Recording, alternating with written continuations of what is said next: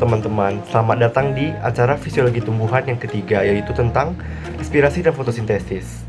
Nah, bagaimana praktikumnya? Mari kita lihat video yang bersama-sama. Sampai habis.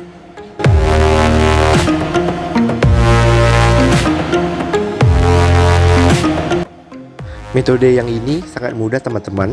Jadi caranya itu adalah tempe muda dan tempe yang sudah jadi itu ditempatkan di wadah yang berbeda.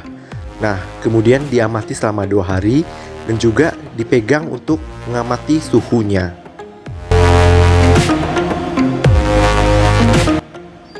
Dalam pengamatan warna daun ini, kita hanya perlu mencari 3 daun dengan warna yang berbeda. Nah, daun-daun tersebut bisa kita lihat di sekitar rumah kita, bahkan di toko tanaman yang terdekat.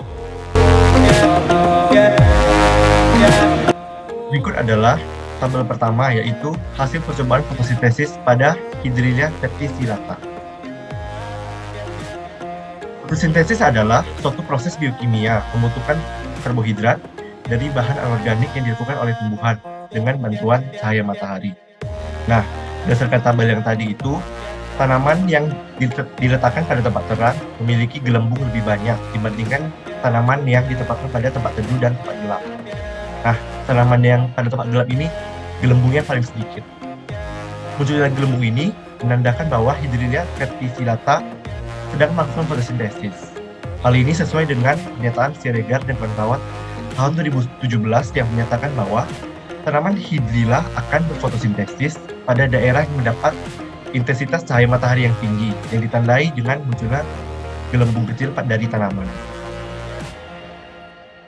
Nah, ini adalah tabel kedua, yaitu hasil percobaan fotosintesis pada daun C3 dan C4. Tanaman kaktus ini termasuk tanaman Crassulaceae acid metabolism atau tanaman KEM. Merupakan tanaman yang mengambil CO2 pada malam hari, karena stomata tertutup ketika siang hari dan menggunakannya untuk fotosintesis pada siang harinya. Pembentukan asam malat pada tanaman KEM ini bersamaan dengan penguraian gula, pati, atau polimer glukosa yang mirip dengan pati. Selanjutnya adalah tanaman jagung dan tebu, merupakan tumbuhan C4.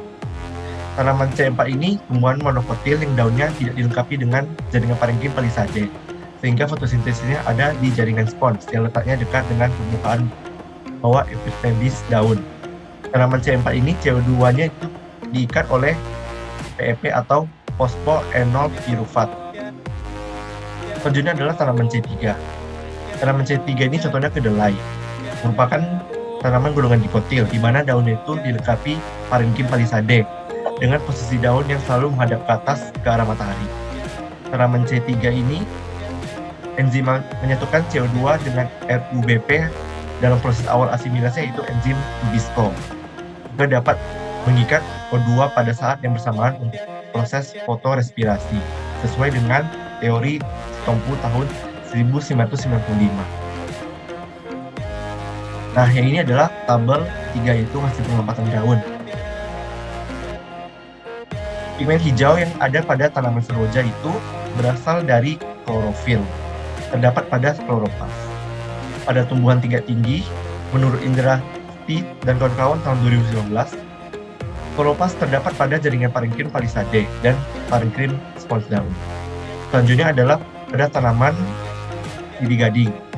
Pigmen kuning yang ada pada tanaman tersebut berasal dari pigmen karotenoid, yang terdiri dari karoten dan xanthofil. Karoten adalah pigmen yang menyebabkan warna oranye, sedangkan xanthofil adalah pigmen yang menyebabkan warna kuning, menurut Bawias dan kawan-kawan tahun 2018. Selanjutnya adalah dari tanaman keladi merah. Nah, tanaman keladi merah ini memiliki warna merah berasal dari antosianin. Antosianin itu adalah senyawa bersifat apotar, yaitu memiliki kemampuan untuk bereaksi baik dengan asam maupun basa. Nah, dalam media asam ini antosianin akan berwarna merah, dan pada media basa berubah menjadi ungu dan biru. Menurut penelitian Puspita dan kawan-kawan tahun 2018. Nah, tabel yang terakhir adalah tabel yang berasal dari penelitian kalor yang dihasilkan tempe. Nah, tempe ini seperti yang teman-teman tahu merupakan pangan yang berbahan baku utama, yaitu dari kedelai. yang fermentasinya itu dibantu oleh kapang rhizopus. Munculnya panas dari tempe ini menandakan bahwa terjadi aktivitas fermentasi eksotermis oleh kapang di dalam tempe. Nah, kapang pada tempe ini bisa kita lihat ditandai dengan adanya benang-benang putih dalam tempe. Nah, kapang tersebut lama-kelamaan akan mati karena nutrisinya habis, sehingga akan digantikan oleh mikrobia lain yang berfungsi sebagai pembusuk, sehingga tempenya akan menghitam dan bau. Hal tersebut menurut penelitian Rahayu dan kawan tahun 2019. Nah, kesimpulan yang kita dapatkan dari percobaan ini adalah faktor utama yang mempengaruhi hasil fotosintesis pada tanaman Hydrilla verticillata yaitu intensitas cahaya. Tanaman kem ini yang dicirikan dengan mengambil CO2 pada malam hari karena stomata tertutup ketika siang hari dan menggunakannya pada siang hari sebagai fotosintesis. Tanaman C3 dicirikan dengan adanya enzim yang menyatukan CO2 dengan RUBP dalam proses awal asimilasi yaitu enzim Rubisco. Dan tanaman C4 dicirikan dengan CO2 yang diikat oleh enzim PEP atau fosfoenol pirufat. Tujuan adalah pigmen hijau pada daun berasal dari klorofil.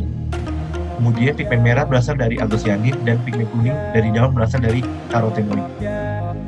Kesimpulan terakhir adalah panas yang muncul pada tempe berasal dari aktivitas kapang pada kedelai yang mengalami proses fermentasi.